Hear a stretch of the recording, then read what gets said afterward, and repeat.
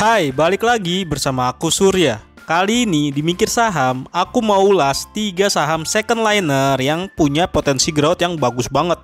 Tapi emang kita bakal sulit beli saham ini di level murah. Terus gimana strateginya dan gimana prospek ketiga saham tersebut ke depannya? Aku akan ulas lengkapnya di video kali ini. Sebelum itu jangan lupa ajak kerabat, pacar, istri, mantan, keluarga, sampai musuh untuk subscribe channel YouTube Mikir Duit ya. Kira-kira apa saja 3 saham yang mau aku ulas dan punya prospek pertumbuhan yang signifikan ini? Oke, sebelum itu aku mau kasih tahu beberapa matriks yang aku gunakan sehingga bisa menemukan 3 saham ini. Berhubung ini saham growth, jadi aku beneran make matriks mentahnya gitu. Jadi kayak misalnya nih, pertama aku pakai matriks CAGR atau rata-rata pertumbuhan tahunan sejak IPO. Jika rata-rata pertumbuhan tahunan sejak IPO itu di atas 30%, itu cukup menarik dari segi pertumbuhannya. Serta emiten ini harus mencatatkan laba berturut-turut positif alias nggak pernah rugi. Setelah itu nanti aku akan nilai secara valuasi apakah saham yang growth-nya kencang ini masih bisa dibeli atau enggak. Berikut ulasan ketiga saham growth ini. Pertama, MIDI. Ini emiten anak usahanya AMRT. MIDI ini punya fokus usaha retail supermarket, berbeda dengan AMRT yang fokusnya di minimarket. Produknya adalah Alfamidi Super, MIDI Fresh, itu kayak toko buah gitu, dan juga Lawson. Jika dilihat dari 2009 sampai saat ini, MIDI mencatatkan rata-rata pertumbuhan tahunan sekitar 40,96% per tahun.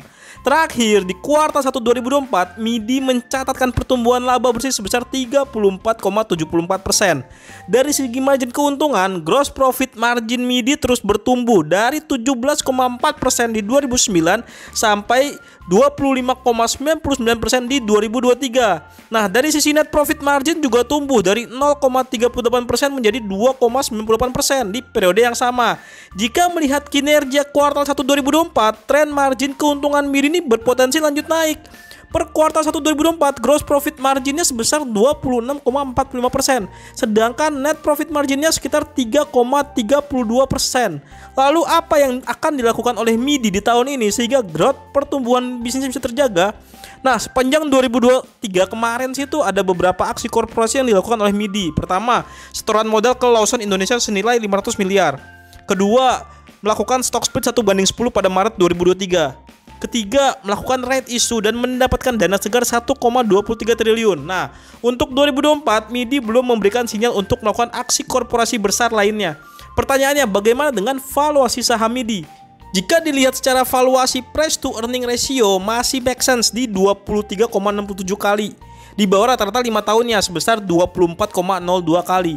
Jika laba bersih per saham MIDI bisa sesuai dengan konsensus market di Rp18,22 per saham, berarti kami menilai harga wajar MIDI itu ada di 437 per saham.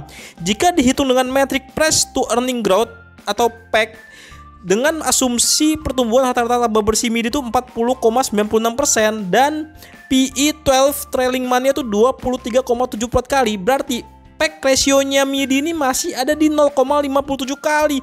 Tandanya saham MIDI masih murah dibandingkan dengan pertumbuhan bisnis yang sudah terjadi. Kedua, saham Cimory, produsen olahan susu bermerek Cimory. Saham Cimory ini menarik. Mereka punya 2 bisnis utama, yakni olahan susu dan juga makanan olahan dari daging sapi dan juga ayam ya, dalam bentuk sosis Kienzler dan juga nuggetnya. Di luar itu, Cimory juga terkenal dengan kawasan wisatanya, tapi kawasan wisata itu tidak masuk dalam laporan keuangan perseroan, sehingga kami asumsikan kawasan wisata itu sifatnya partnership.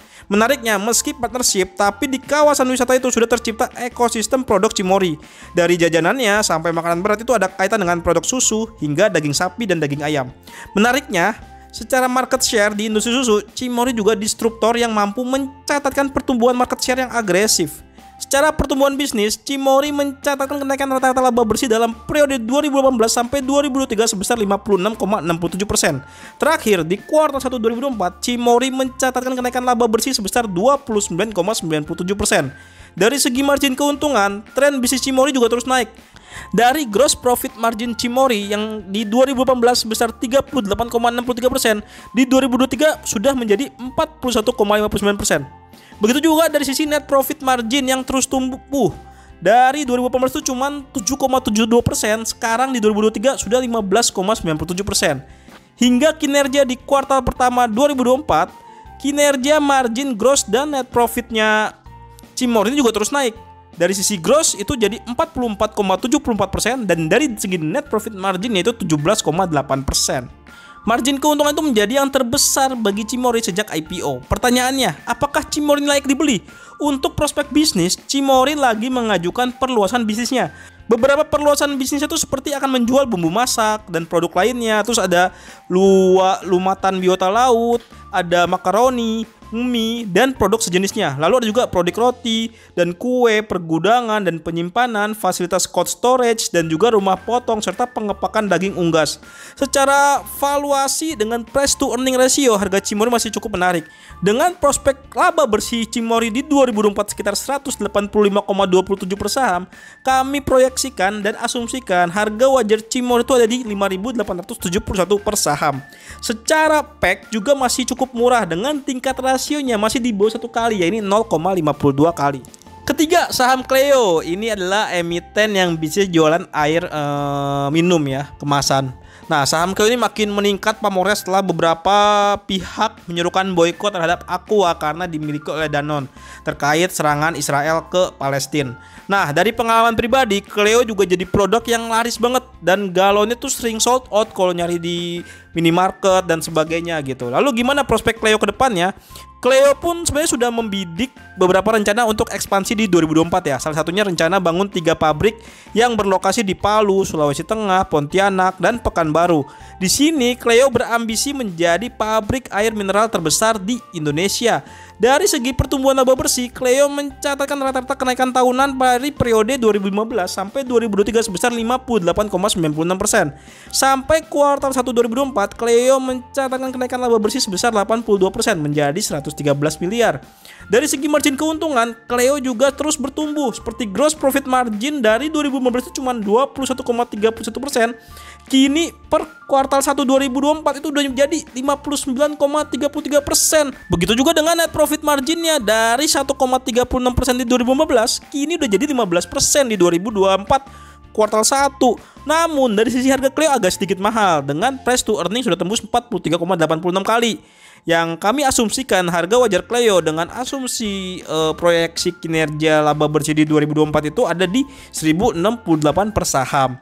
Jika dihitung dengan PEG ratio, Cleo ini masih murah karena di bawah 1 kali. Jadi PEG rasionya Cleo ini ada di 0,74 kali. Meski nggak murah-murah banget, tapi masih wajar dengan pertumbuhan bisnisnya.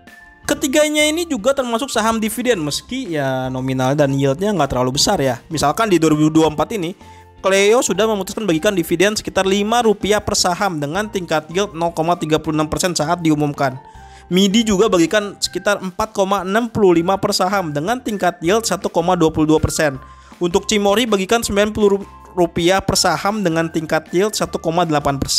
Skala dividennya memang kecil, tapi bisa digantikan dengan prospek pertumbuhan bisnis yang lebih agresif. Dengan harapan harga sahamnya juga berpotensi naik, selaras dengan pertumbuhan kinerja bisnisnya. Nah, dari ketiga saham ini, mana yang menurutmu paling menarik? Coba tulis jawabanmu di kolom komentar ya.